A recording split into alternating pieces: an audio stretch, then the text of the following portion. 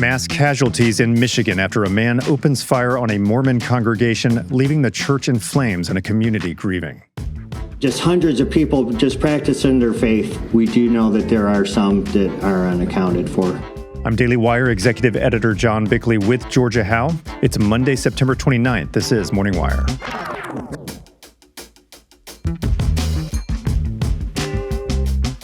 President Trump's war on crime is expanding as he announces plans to send troops to another Democrat-run city.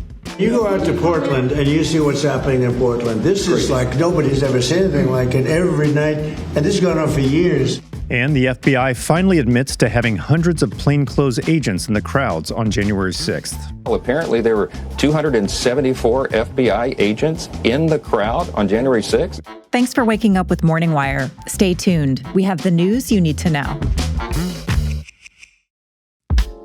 Fall is planting season. Did you know that many plants and trees actually do better when they're planted this time of year?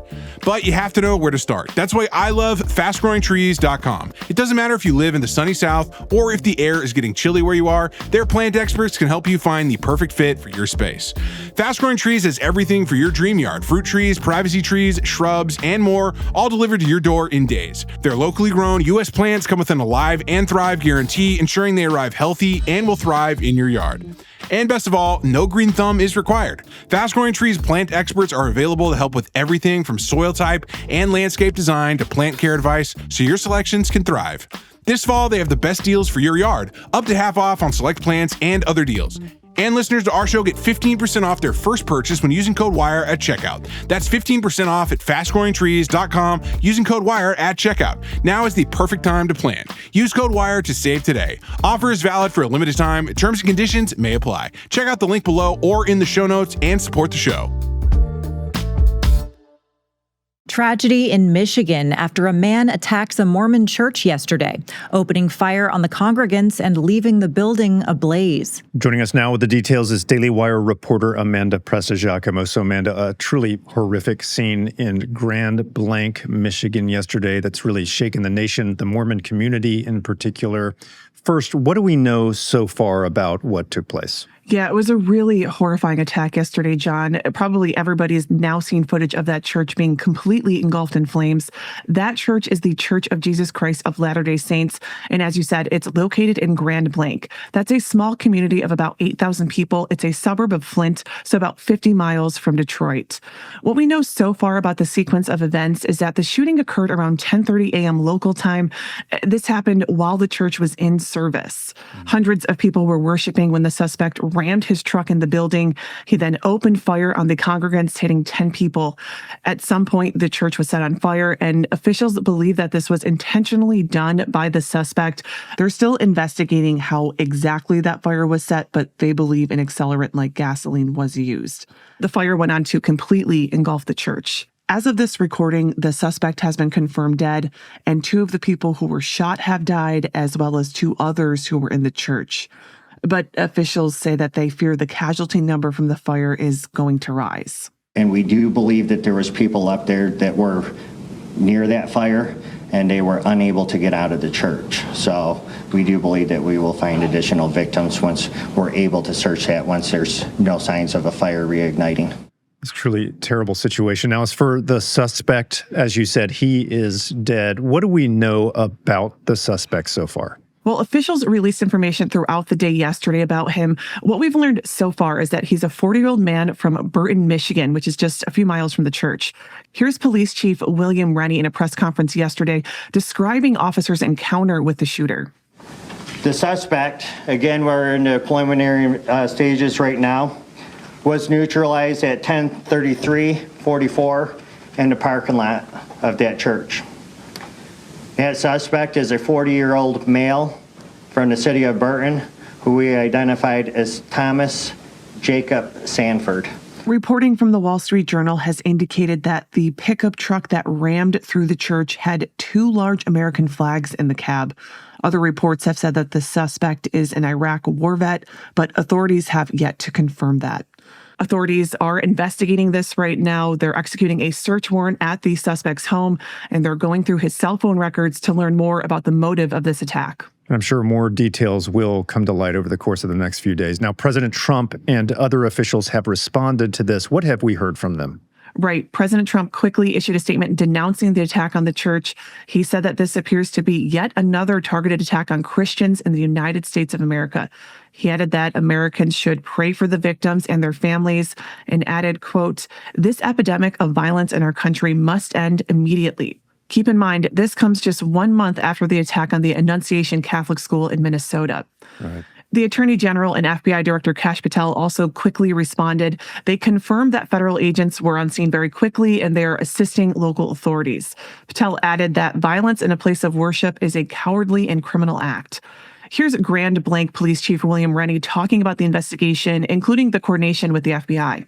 We had FBI, they're devoting 100 agents to this area because, as you can imagine, there's a lot of witnesses that were within the church, and that is a lot of witness information, statements that we have to obtain. So we expect to be learning more in the coming days about what exactly took place here and the man who carried this out. In the meantime, a lot of people are praying for these victims and their families. Indeed, just an unspeakable act of evil yesterday, and we join in those prayers. Amanda, thank you for reporting. You're welcome. In today's fast-changing digital world, proving your company is trustworthy isn't just important for growth, it's essential. That's exactly why Vanta exists, to make building and maintaining that trust seamless for businesses everywhere. Whether you're a startup just getting started with your first SOC 2, HIPAA, or ISO 27001 certification, or you're just an enterprise dealing with complexity of vendor risk management, Vanta's trust management platform uses industry-leading AI and automation to help companies of all sizes get compliant fast and actually stay that way. According to a recent IDC study, Vanta customers are saving over $500,000 annually while becoming 3 times more productive. In today's business environment, establishing trust isn't optional anymore, but with Vanta's continuous monitoring and automation, it becomes automatic. If you're ready to see how Vanta can transform your compliance process and help you build trust automatically, visit vanta.com/morningwire to sign up for a free demo today. That's vanta.com/morningwire. President Trump continues to take his crime crackdown nationwide, announcing plans to deploy troops to Portland to protect ICE facilities. Daily Wire senior editor Cabot Phillips has more. So, Cabot, the president has hinted for weeks that he plans to deploy troops to more locations. What did we learn this week? Yeah, he's clearly feeling emboldened to expand his crime crackdown after the successful operation we saw in Washington, D.C. this month. And now he's looking for similar results in Portland, Oregon, a city that's been ravaged by crime and violent political riots over the last 5 years. Writing on Truth Social on Saturday, he announced, quote, "At the request of Secretary of Homeland Security Kristi Noem, I'm directing Secretary of War Pete Hegseth to provide all necessary troops to protect war-ravaged Portland. I'm authorizing full force if necessary." Now, Trump did not get into the specific details on a timeline for deployment or how many troops he's planning to mobilize, but if D.C. was the blueprint, you can expect him to move very quickly. Now, of all the cities he could have chosen, why did he choose Portland? Well, as with many places, crime there exploded around 2020, with homicides spiking more than 200%.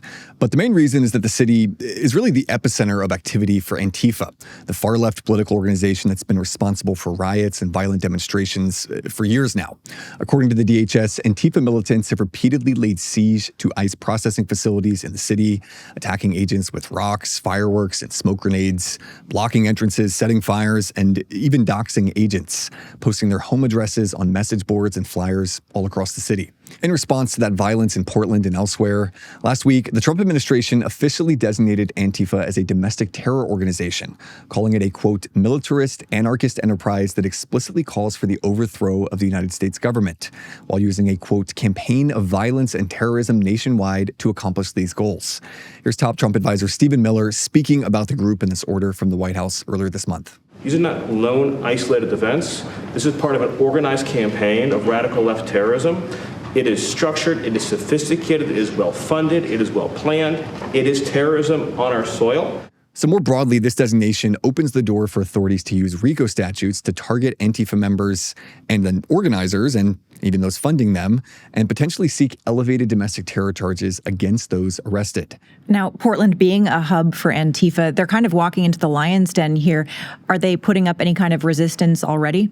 Well, the group reportedly posted flyers around the city this week calling on members to, quote, squad up, make travel plans, bring PPE, that's personal protective equipment, and your unhinged Portland energy. For their part, though, Democratic lawmakers in the city have sort of doubled down on their opposition to Trump here. The city's official website still has a permanent banner at the very top that reads, quote, Portland is a sanctuary city.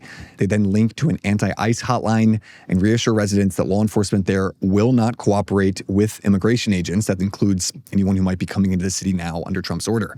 Over the weekend, Democratic lawmakers from across the city decried Trump's efforts as authoritarian, saying they had things under control.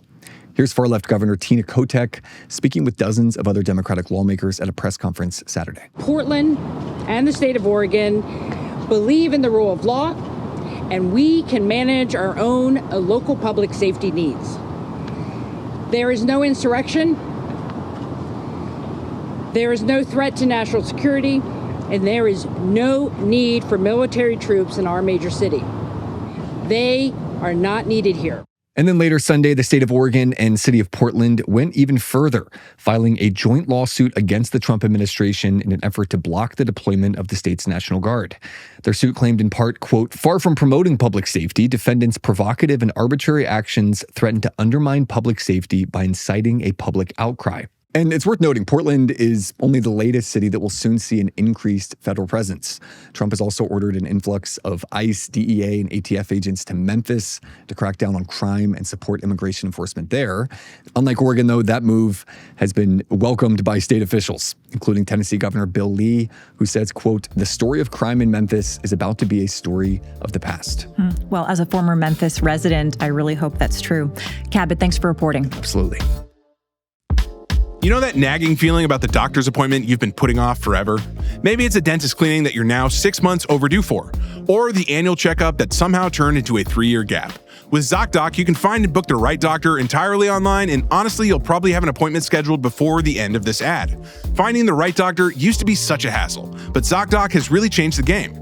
ZocDoc is a free app and website where you can search and compare high-quality in-network doctors and click to instantly book an appointment. They've got over 100,000 doctors across every specialty you can think of: mental health, dental, primary care, urgent care, you name it. The best part is you can filter for exactly what matters. Doctors who take your insurance are nearby and have great ratings from real patients. Once you find someone who looks like a good fit, you can see their actual available slots and book instantly, no more phone tag. Stop putting off those doctor's appointments and go to ZocDoc.com/wire to find and instantly book a top-rated doctor today.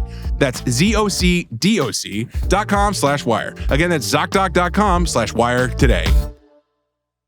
According to the FBI, the Bureau placed hundreds of plainclothes agents in the crowd around the U.S. Capitol on January 6, 2021.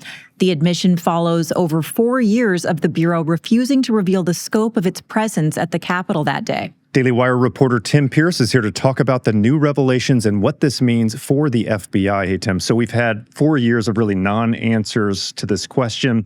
Now we have this new revelation. What are we to make of this? Yeah, the actual presence of plainclothes officers at the Capitol that day isn't all that shocking. Many people have suspected as much. But the years-long refusal of the FBI to acknowledge the roughly 280 agents until now has brought a lot of questions about past Bureau leadership. President Trump aired some of those frustrations on his Truth Social on Saturday. He wrote, quote, "This is different from what former FBI Director Christopher Wray stated over and over again." Trump lumped in Wray with former FBI Director James Comey as two who, quote, got caught lying. The president later told NBC News that he would certainly imagine that Wray is being investigated by the Justice Department. All right, so quite the accusation there from Trump. Now, Kash Patel, the FBI director, has responded to this. What has he said so far? Yeah, he's taken a similar tone to Trump. He told Fox News that the plainclothes agents were sent in against FBI standards and that, quote, this was the failure of a corrupt leadership that lied to Congress and to the American people about what really happened. He didn't name Wray personally, but he's obviously the first person to look to in this.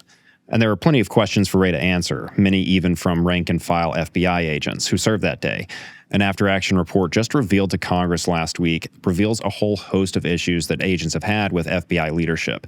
Here's Just the News' John Solomon explaining on Fox News' Hannity after he broke the story. It began on his watch, leaking, lying, usurping the power of the Justice Department, launching false investigations. And by 2020, his own rank and file, the agents that used to work for James Comey, he handed off to Ray. They told an after-action report of Congress that they believed the FBI had become incurably biased, that it was infected with woke ideology, and it was beginning to treat liberals and conservatives differently. They were looking at political stripes and not the evidence. According to this after-action report, FBI agents have felt that the Bureau's mission has been deeply influenced by politics over the course of Comey and Ray's tenures. All right, so there's some strong suggestions here that Ray could be prosecuted for perjury, just like James Comey. Is that the expectation? Yeah, Trump didn't go that far in his Truth Social post. He stopped at saying that Ray had, quote, some major explaining to do. But others have been less accommodating for the former director. Republican Congressman Andy Biggs said Ray will be held accountable and pointed to an exchange he had with Ray in 2023, the suggestion being that Ray has perjured himself. I understand that, but I thought I heard you say you didn't know whether there were FBI agents or informants or human sources in the Capitol or in the vicinity on January 6th. Did I misunderstand you? I thought that's what you said. Well, I referred very specifically to undercover agents. Yeah. And so are you acknowledging then there were undercover agents? As I sit here right now, I do not believe there were undercover agents on scene. Now, if it comes to an indictment, there's probably going to be some discussion over what constitutes plainclothes versus undercover. And you'll note that Ray prefaced what he said that he believed it to be true, not that it absolutely was. And this just underscores that as much frustration as is out there over the FBI, perjury cases are typically very difficult to bring. Many legal experts will tell you that intent in these cases is very hard to prove, even without Ray's qualified responses. Well, the Justice Department seems very confident in its case against Comey. We'll see if it says something similar about Ray. Tim, thanks so much for reporting. Thanks for having me on. Thanks for waking up with us. And if you're watching on YouTube, please like and subscribe. We'll be back later this evening with more news you need to know.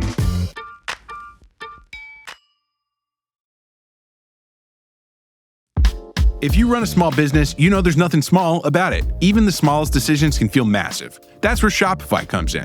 Shopify is the e-commerce platform behind millions of businesses around the world, from household names to brands that are just getting started. You can tackle all the important tasks all in one place, from inventory to payments to analytics and more. Even marketing becomes a breeze thanks to their built-in tools for running social media and email campaigns, helping you find new customers and keep them coming back. Plus, Shopify's global selling tools have you covered internationally in over 150 countries, and their award-winning point of sale connects your online and offline sales all in the same place. With an impressive 99.99 uptime and the highest converting checkout experience on the planet, you'll never miss another sale. That's the Shopify advantage. Get all the big stuff for your small business right with Shopify. Sign up for your $1 per month trial period and start selling today at shopify.com/morningwire. Head over to shopify.com/morningwire. Again, that's shopify.com/morningwire.